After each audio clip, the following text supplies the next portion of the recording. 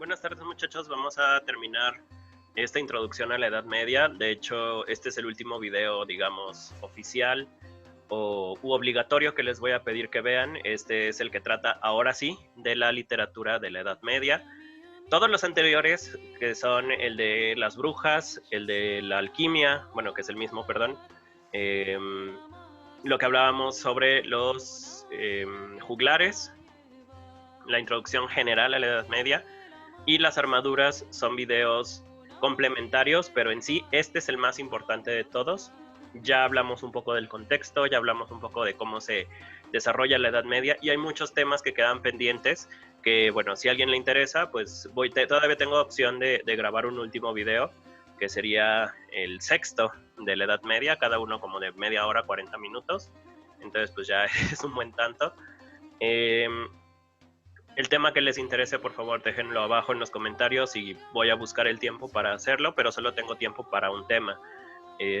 Los dos que son como los más importantes serían las cruzadas o cómo se desarrolla la economía en la Edad Media y la religión, que van un poco de la mano.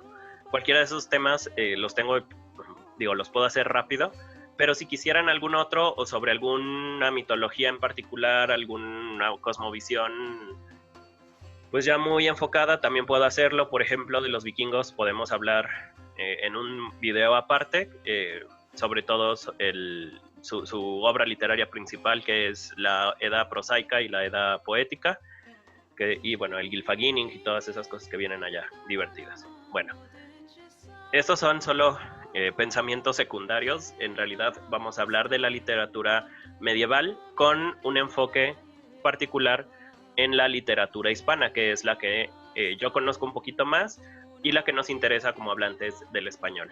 Al final voy a hablar un poco de la literatura francesa, italiana, alemana e inglesa, son las que voy a tratar realmente de manera muy breve. En la español es en la que más nos vamos a enfocar el día de hoy. Bueno, ¿cómo empieza la literatura en español y cuáles son los orígenes del español? Lo he mencionado varias veces en varios videos y en varias clases con las personas que he tenido la fortuna de verlas en persona. El español es un idioma que se mezcla de varios otros idiomas que están en la península hispana o en la península ibérica, para ser más específicos.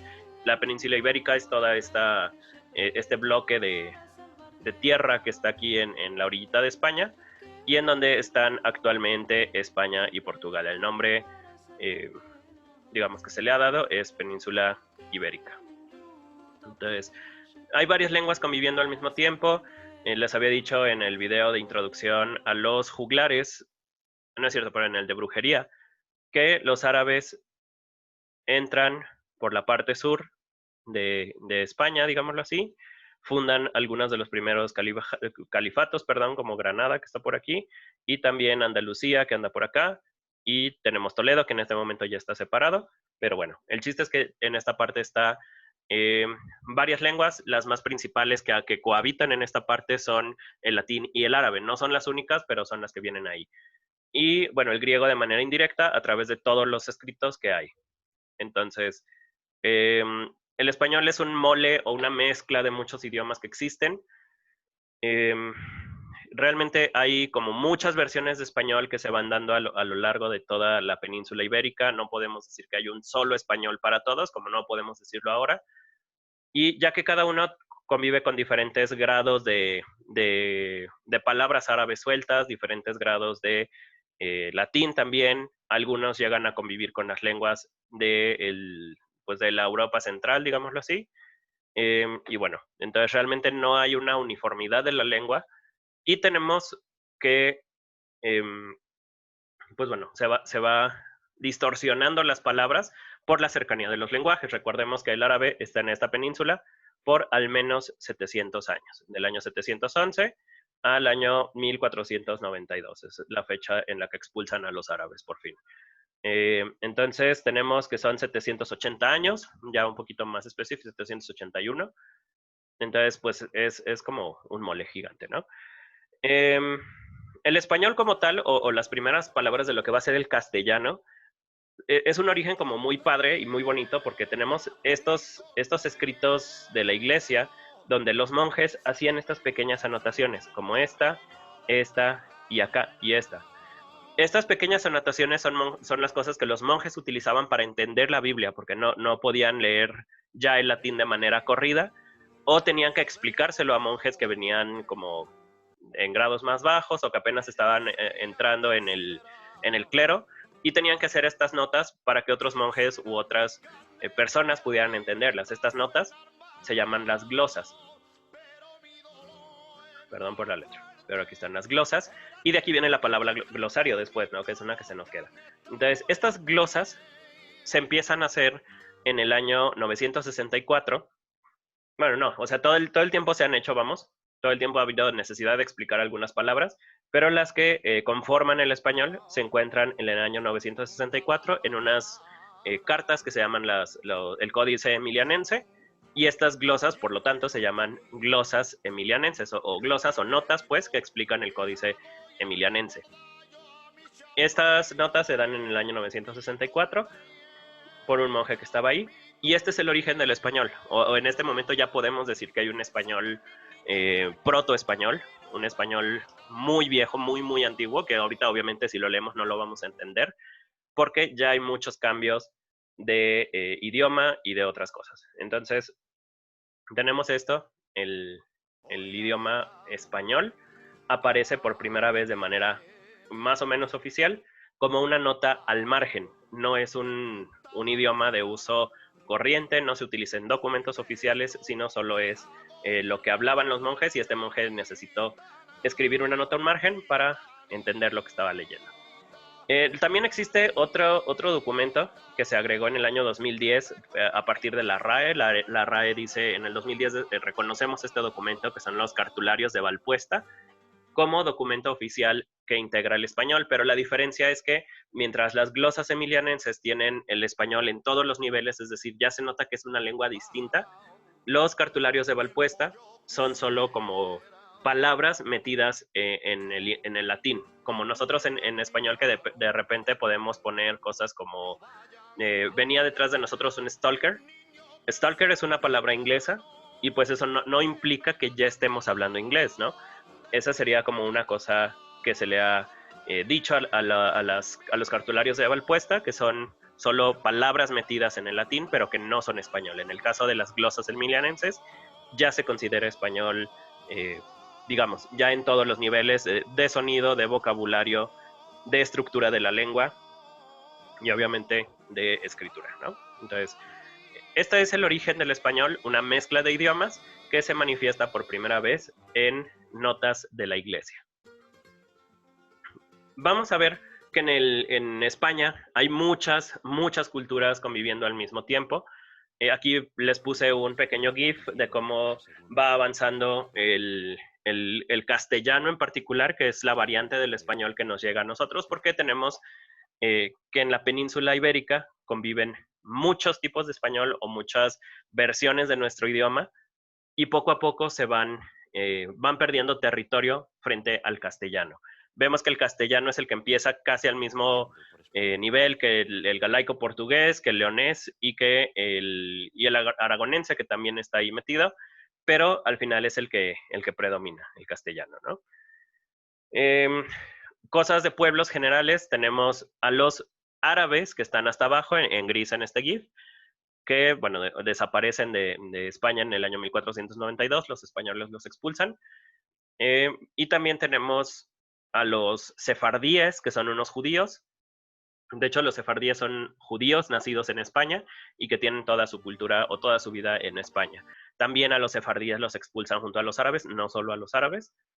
Y tenemos a los mozárabes, que estos son como los más interesantes. Son españoles, digamos, puros, entre comillas, pero que sus ciudades quedaron dentro de territorio árabe y que poco a poco se fueron transformando en... fueron absorbiendo la cultura árabe a lo largo de los años, pero no son árabes, digamos, de nacimiento. Muchos de ellos siguen siendo católicos, pero tienen todas las demás costumbres de los árabes y tienen, pues es como una mezcla chistosa. Entonces tenemos a los mozárabes, a los sefardíes, a los leoneses y todos los demás reinos, y a los árabes puros. Entonces son un montón de pueblos que están conviviendo ahí. de manera más o menos pacífica. Vamos a hablar ahorita de algunas de estas cosas. ¿Cómo nace o cuál es el momento en que podemos decir que empezamos ahora sí con la literatura? Porque aquí es donde surge el español y los pueblos que lo han utilizado, pero todavía no hablamos del español como tal, o de la literatura española como tal. Vamos a decir que la literatura española empieza en el pueblo, de manera oral, igual que muchas de las literaturas que vamos a hablar después. Las primeras cosas que se componen son canciones, y estas canciones empiezan a desarrollar subgéneros. Tenemos las cántigas de amigo, que son canciones cantadas por mujeres o representadas, o que representan una voz femenina, mejor dicho, lo cantaba un hombre, pero era una voz femenina, o era el punto de vista de una mujer. Tenemos las cántigas de amor, que es exactamente lo mismo, pero es el punto de vista de un hombre. Tenemos las cántigas de escarnio y los maldecir, que son dos diferentes, pero muy parecidos. Las cántigas de escarnio eran burlas. Te podías burlar del profesor o de quien tú quisieras, pero siempre de manera indirecta. Ese era como el chiste, eran burlas a través de metáforas, de rimas, burlas, pero nunca insultabas directamente a la persona. Y los maldicer, o maldecir, la versión antigua es maldicer, estos eran burlas directas, pero con ofensas. Le podías decir, eres un hijo de tal por cual, y era la agresión directa contra la persona. La diferencia es que uno estaba velado y el otro era pues directo y así muy, muy grosero, ¿no? Entonces, esa es la poesía popular, digámoslo así, y mientras tanto, mientras los castellanos y los leonenses están con estas cántigas, tenemos a los árabes que están desarrollando el segel, la muashaja y la harcha. No hay mucha diferencia entre la muashaja y la harcha, porque las dos son cántigas de amigo, es decir, son poemas que representan a una mujer y que hablan de su amor y de la pérdida de este amor. Los sefardíes, que son el último de los pueblos que está en España en este momento, en la España medieval, también tienen muchos poemas de amor y de pérdida. Esos son como su parte fundamental. Realmente con los sefardíes hay una nota, y es que es uno de estos pueblos que a lo largo de la historia se hizo tanto de lado que mucha de su literatura quedó desconocida. Sabemos que sí existen algunas cuestiones filológicas y existen cuestiones religiosas con los judíos que vivían en España en este momento, pero casi todo se perdió. Y como realmente los árabes son los que dominan en esta sección, pues mucho de lo que se rescata es árabe, no es necesariamente judío. Bueno, aquí tenemos un ejemplo de una harcha. Entonces, voy a intentar leerlo. No estoy seguro de que sea exactamente la pronunciación medieval, pero a un lado está la traducción para que vayamos siguiéndolo. En este, si se fijan, puse la letra un tanto diferente para poderla leer sin tener tanto tropiezo, ¿no? Aquí dice, tant amare, Habib, tant amare. Enfermaron huelios gallos, et dolen malamare. Et dolen tan male. Váyase meu corachón de mib. Ya rap, si me tornará, tan mal meu doler lil Habib. Enfermo yez, cuán sanará. Esto es un momento en el español, y no sé si cuando lo escucharon pudieron entender muchas palabras. Es un momento en el que el latín y el árabe están casi completamente fusionados. Tenemos Habib metido ahí, es una de las palabras árabes más conocidas en México al menos, por todas las cuestiones de danza árabe. Habib o Habibi quiere decir cariño o amado. Entonces, aquí lo traducen como amigo, pero la mejor traducción sería como cariño o amado, ¿no? Gallos no existe ya en el español, pero están los ojos. Dolen tan male, creo que se entiende bastante bien. Male pierde la E y queda mal. Y en vez de decir duelen tan mal, ahora decimos duelen mucho o duelen tanto, como está en la traducción, ¿no? Entonces, aquí hay como muchos estudios que se pueden hacer, pero el punto es, este es un ejemplo de cómo el árabe y el latín están casi fusionados en este momento. Vamos a hablar de un personaje importante que es Alfonso el Sabio. Es un personaje que está rodeado de muchos mitos, de mucha admiración también. Es un monarca español que vive en 1200 más o menos Y una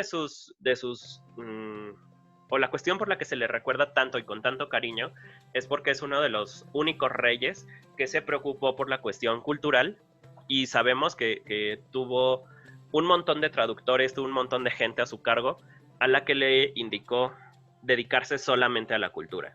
Él creía que, que el rey podía escribir un libro a través de sus súbditos. Y bueno, tiene traducciones de un montón de cuentos árabes, entre ellos los más importantes son Khalil Edimna, y también escribe cuestiones de astronomía, de matemáticas, es un filósofo importante, y escribe una obra de historia, bueno, dos obras de historia, la General Historia, que es como historia universal, y la General Historia de España, que es la historia general de España. Son dos obras muy grandes y son de las más ambiciosas que hay en Europa en esta época. Estamos hablando de que en la plena Edad Media este señor estaba escribiendo filosofía e historia, cosa que sus contemporáneos realmente no. Hace y funda universidades por toda España. Y él, una de las cosas más importantes que hizo fue poner a convivir a judíos, musulmanes y cristianos, y enfocarlos todos a un solo objetivo. Entonces, gracias a Alfonso el Sabio, las comunidades que vivían en paz, o sea, realmente no había tanto problema con ellos, siguen viviendo en paz durante mucho tiempo. La parte que es como más negativa y menos hablada de Alfonso el Sabio es que era como rey, era de decente a malo, y tuvo una época en la que quiso dominar Alemania, y de ahí pues establecer como un pequeño imperio español o un imperio español, pero pues el tiro le salió por la culata, y cuando va a conquistar o intentar conquistar Alemania, uno de sus hijos se muere, su sucesor directo se muere, y el otro de sus hijos intenta tomar el trono, pero él regresa y luego lo destierra, y ahí básicamente es un desastre su dinastía. Entonces, bueno, Alfonso el Sabio es uno de los personajes históricos que más ha hecho por la cultura y por la literatura, y se le llama el sabio precisamente por esta inclinación pues sí, a las artes y a la ciencia, digamos. Vamos casi terminando con la exploración de la literatura española. Nos toca hablar del Mío Cid. Se considera cantar de gestas. Cantar es una canción y gesta quiere decir batalla. Este es un, digamos, subgénero de la Edad Media. No es necesariamente eso, pero podemos entenderlo así. Y este subgénero de la Edad Media nos dice, nos cuenta canciones, nos habla de héroes, nos habla de princesas, es como un tanto esta parte. Y vamos a ver que España no es el único que desarrolla el género de cantar de gestas. Era un género sumamente popular y muy querido por la población medieval. Casi de cualquiera de los reinos que hablemos, vamos a encontrar al menos una narración épica. Ahora, el Mío Cid tiene dos orígenes. Tenemos a Ramón Menéndez Pidal, que es uno de los filólogos más importantes de la Edad Media, y sobre todo en lengua española. Él creía que los juglares habían compuesto el cantar del Mío Cid, que había sido, que estaba basado en un personaje real, que era Ruy Díaz de Vivar, pero que le habían agregado ciertas cosas para hacerlo un poquito más novelesco, y sobre todo sostiene que la segunda parte y la tercera parte del Mío Cid, que son las bodas de las hijas del Cid y la afrenta, que estas dos partes habían sido plenamente novelizadas por los juglares y solo utilizaban los personajes históricos o ya conocidos y ya queridos para poder pues sí, venderle a la gente más de lo que ya conocía, ¿no? Como una telenovela medieval, más o menos. Estoy con muchos, quizá mucha gente encima diciendo esto, pero es más o menos como una novela medieval. Y del otro lado tenemos a un hispanista inglés que se llama Colin Smith. Él dice que el Mío Cid es muy parecido a lo que hacen Gilgamesh. Gilgamesh es este poema sumerio, pero que se utilizaba para que la gente o los escribas aprendieran a escribir.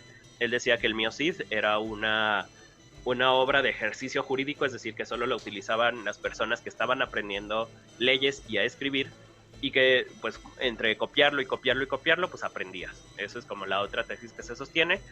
De hecho, la más aceptada es la de Ramón Menéndez Pidal, que es una obra juglaresca. Ya habíamos hablado de esto en el video de Juglares y de El Cantar de Amores, y bueno, ahí hay más exploración sobre qué es un juglar y qué es un trovador. Y bueno, esta obra se compone de dos, tres partes, depende de cómo lo veamos, que es la batalla o el destierro del Cid, que es el momento en el que el Cid intenta ganar el favor de su rey otra vez. Luego eh, captura varios pueblos árabes. Él es un ícono de la reconquista, digámoslo así. Es una de las personas que más territorios le quita a los califatos en España. Y una de las cosas es que nunca logra tomar Granada, pero sí logra tomar Toledo, que es, pues ya lo habíamos visto, una ciudad importante para los árabes. Toma Toledo, toma las espadas Tizona y Colada, y bueno, se vuelve una figura súper importante, llega con el rey lo perdona, y luego pues ya pasa el tiempo, están sus hijas, a lo largo de esta segunda parte, pues las hijas, eh, bueno, salen unos personajes que se llaman los infantes de Carrión, y estos infantes del Carrión le buscan la mano de las hijas del Cid, pero después de la boda, digámoslo así, las abandonan en campo abierto y desnudas y así como burladas por todos sus hombres, eh, más como una mofa. Y el Cid se enoja mucho, va a buscar a los infantes de Carrión y el momento en que puede vengarse, el Cid los perdona, porque dice no es de caballeros tomar venganza. Una cosa de la que no hemos hablado es el código moral caballeresco, que es una cosa que es sobre todo literaria. Realmente, como ya vimos en el video de armaduras, pues así como mucho honor no tenían los caballeros, pero al menos para la parte literaria es importante saber de qué va. El código moral caballeresco consta de tres partes, que es obedecer a Dios o honrar a Dios. Perdón si se me van a ir las mayúsculas. Honrar al rey y honrar a la dama. Entonces, para un caballero español medieval, tenía que seguir estas tres partes, tener a Dios, al rey y a su esposa como en lo más alto y siempre lo vamos a respetar y siempre vamos a estar siguiéndolos. Entonces el mío sí tiene a su esposa, se la lleva a la guerra, pero en la guerra pues siempre está cerca de ella, es sumamente fiel, a sus hijas las trata pues como princesas y es como súper, súper noble en ese sentido, nunca traiciona a su rey y todas las conquistas las hace en nombre de Dios. Entonces ese es el caballero perfecto español, ¿no? Y vamos a hablar de una última cosa, que son los romances españoles, que es también una parte importante de la literatura medieval española. ¿Qué es un romance? Un romance es un poema no estrófico, es decir, no importa qué tan largo sea, puede seguir con la misma rima y la misma métrica. El romance consta de 8 sílabas y vamos a tener una sin rima y luego una rima asonante, otra sin rima, otra rima sonante, sin rima, y voy a ponerle un tache, rima, sin rima, rima y así, ¿no? Este tipo de composición es muy sencillo de hacer porque al ser una rima sonante no tenemos que terminar todos con la misma sonsonetito, sino que podemos irle cambiando, podemos decir mía, como, bueno, aquí tenemos ia, pero también luego tenemos vida, que aquí ya tenemos una D en medio de la I y la A, y luego cosías, ia, aquí tenemos otra vez, ia, ¿no? Aquí vida, que es otra de los que desafía la rima consonante. Una de las principales características del romance es que cuenta historias y en la Edad Media se utiliza muchísimo para contar historias que ya estaban, que ya eran populares o se rescatan eh, fragmentos, narraciones locales, leyendas, se hacen a manera de romance. Este que les puse de ejemplo se llama El enamorado y la muerte. Es un romance bastante viejo de la Edad Media y uno de los primeros romances datan de 1421. Eso es como lo más importante. Entonces, de manera muy general, con esto terminamos la exploración de la literatura española. Vamos a hablar entonces de el ségel y la jarcha, de las cántigas, de todos los tipos de cántigas que hay. Tenemos la poesía, bueno, la poesía esta como el romance, perdón. Tenemos la cántica, perdón, los cantares de gestas, que son el miocid, y me está faltando uno, pero básicamente es eso, y cómo se va haciendo el español. Otras cosas importantes, vamos a hablar muy por encima, esto no me voy a meter mucho, ni me voy a meter orígenes tanto, no me voy a tener en la trama de las historias, a menos no de todas. Vamos a hablar de lo que está pasando en el resto de Europa con la literatura.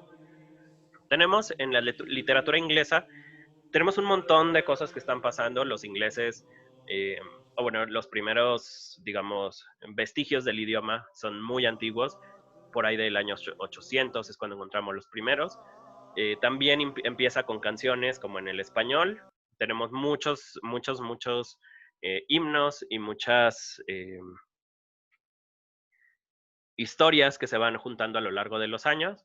Algunas de las más importantes son el himno de Cadmeon, que yo no lo conozco, Beowulf, que trata sobre un rey que tiene que matar un dragón. Bueno, primero tiene que matar una criatura que se llama Grendel, que es como un tipo goblin troll, y luego tiene que matar un dragón. Las Edas de Snorri, que está de hecho una portada ahí, que es toda la mitología nórdica. Ahí se ve Thor, perdón, algunos de los dioses y así.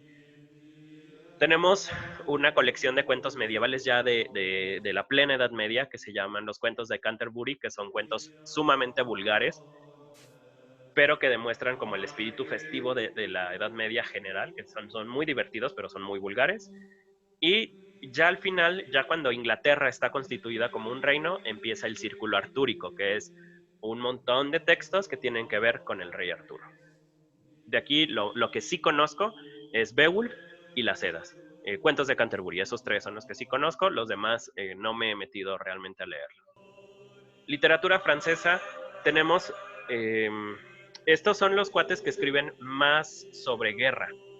La literatura francesa también tiene canciones, también tiene cuestiones religiosas, también empieza con glosas en varios textos, pero el que se reconoce como uno de los primeros textos franceses es la secuencia de Santa Eulalia. De ahí en fuera tenemos el Cantar de Roldán, me parece que el Caballero de la Carreta también, la Coronación de Ludovico, Romance de Eneas, Tristana y Isolda. Son muchos que no conozco, realmente no conozco ninguno de estos. Eh, Literatura italiana, tenemos algunos de los más importantes autores de toda Europa de este momento, que van a ser Dante Alighieri, Petrarca y Giovanni Boccaccio. Son los tres más importantes de la Edad Media. Eh, y sobre todo van a marcar muchas tendencias en nuestro mundo contemporáneo, también eso es como importante de ellos. Italia tiene un fenómeno particular porque los italianos sí intentan rescatar el latín como lengua de todos los días, pero se empieza a contaminar con cosas del francés, con cosas del español y todos los vecinos que tiene ahí Italia, y se va deformando. No es que se aleje mucho del latín, de hecho es todavía el más parecido al latín, digamos, clásico. Obviamente, pues tiene 2000 años de diferencia con el latín. Entonces estaba, perdón, con Dante Alighieri, Petrarca, Boccaccio, y cómo los italianos intentan rescatar el latín, se empieza a contaminar, pero hay algo que les sirve mucho a los italianos en este momento, que es esta idea de conservar el latín ayuda a que se haga una unidad cultural que no tienen otros países, porque mientras en España tenemos a los moros peleando con, con los católicos y con los judíos y todo el mundo ahí haciendo un desastre, en Francia también otro desastre, en Inglaterra los celtas peleando con los vikingos y luego los católicos que llegan ahí. Entonces, mientras está pasando todo esto, Italia inicia como con muchas ventajas, porque ellos ya tienen un idioma común, ya tienen una escritura común, y aunque no tienen como toda esta gran variedad de relatos medievales para empezar, empiezan a forjar su propia tradición. Y bueno, Dante escribe la comedia, el nombre original es Comedia, no es Divina Comedia, esto se le agrega después. Petrarca tiene el Cancionero, que es una de las obras que más va a influir en los poetas españoles del barroco, es de los más importantes después. Y Giovanni Boccaccio, que escribe el Decamerón, que es una colección de cuentos sobre, eh, pues muchas cosas, realmente son también muy vulgares. Algunos son como muy sacros, pero la mayoría son muy vulgares. Y algunos de estos cuentos, no todos, tratan sobre la peste negra, cómo la gente está viviendo la peste en este momento. Recordemos que la peste inicia en 1347, entonces 1351 ya están hablando de ella, De hecho, la primera oleada, si mal no recuerdo, termina en el 54, entonces todavía le toca toda la peste a Boccaccio, perdón, y muchos hablan de la peste, pero no todos. En la foto tenemos a Dante Alighieri con su comedia. Vamos a cerrar en la literatura medieval con la literatura alemana. Igual que con las otras lenguas, los primeros vestigios de la literatura alemana son glosas o son notas al margen que ayudan a explicar las Biblias a los sacerdotes que están en Alemania y que no entienden completamente el latín. Entonces, en Alemania no tenemos un documento único que pruebe el inicio de este idioma, pero sí hacia el año 1000, porque el cuate nació en en el año 950 y muere en el 1023. Notker Laveo, nunca había visto ese nombre, Notker Laveo. Este señor se pone a hacer un montón de textos sobre la literatura clásica, es decir, latinos y griegos. Es uno de los primeros monjes que se mete con estas mitologías paganas para este momento y que intenta explicarlas, ¿no? Es muy parecido al trabajo que hace Snorri con las Edas. Pero bueno, este es como uno de los primeros textos en alemán y uno de los más populares, no quiero decir el más importante, pero uno de los más populares de la literatura épica medieval es el Cantar de los Nibelungos, literatura épica medieval alemana, es el Cantar de los Nibelungos, que trata sobre Siegfried y su esposa Grunilda, y cómo hay un montón de traiciones, hay un anillo mágico que hace invisible a Siegfried, cómo lucha con su esposa casi a puño limpio para ganársela en matrimonio, digámoslo así, y es como bastante entretenido. Hay muchas traiciones porque también está Gunther, que es el amigo de Siegfried, y Gunther está celoso de su esposa y luego aparte Siegfried es invencible porque lo bañaron con la sangre de un dragón cuando era bebé, pero lo sostuvieron del talón y pues una hojita le cubrió la espalda y pues bueno, es su punto débil, ¿no? Esto va a aparecer como un eco a las literaturas clásicas, sobre todo a Aquiles con su tendón de Aquiles. Este caso es el hoyito de Siegfried. Se puede entender muy mal, pero bueno. Y pues bueno, eso es como lo más importante. Entonces, realmente es muy por encima la literatura medieval, pero es sumamente interesante todo esto que estamos hablando. De la literatura medieval española, casi siempre cuando empezamos a estudiar literatura, lo primero que nos meten es el Mio Cid y pues eso hace que mucha gente odie la literatura, porque el Mio Cid es un texto muy, muy padre, pero tenemos que tener mucho conocimiento de la época para poder empezar a entenderlo. Además, en muchas ediciones vamos a encontrar un Mio Cid que inicia con este tipo de lenguaje, que es lenguaje, es igual español, pero es un español de hace 1000 años, ¿no? Entonces, eso hace que el estudio de la Edad Media o de la literatura en general en México sea pues muy pesado porque empezamos con textos súper complejos. Para esta materia vamos a empezar a leer cosas más sencillas, vamos a empezar a leer poemas nada más, algunos poemas sueltos y pedacitos de Beowulf y pedacitos de las Edas, sobre todo de la Edad prosaica, que es la que habla de la mitología vikinga. Vamos a hablar de cosas de los árabes y de los mozárabes, de los sefardíes, y cómo va evolucionando su literatura hasta el momento de la expulsión. Pues eso es todo. Les pido, si tienen como dudas sobre algunas de los armamentos o enfrentamientos que hay, o por qué es tan importante conocer de armas y armaduras, bueno, les dejo el video en la parte de arriba, ese es opcional, no va a venir nada de eso en un hipotético examen, pero les ayuda a entender mejor la Edad Media en su combate y si van a leer algo épico, pues bueno, para entender bien la épica. En la parte de abajo les dejo una lista de mis temas favoritos de historia y si no lo han hecho, por favor les pido que se suscriban al canal y que le den clic a la campanita para activar las notificaciones. Aquí les van a llegar ideas de videos, perdón, y videos ya terminados sobre cuestiones de historia, literatura, uso de la lengua y algunas cosas sobre videojuegos muy ocasionalmente, y también muy ocasionalmente cosas sobre mi obra literaria. Entonces, con esto terminamos la introducción a la Edad Media. Les digo, me queda espacio para un solo video de Edad Media.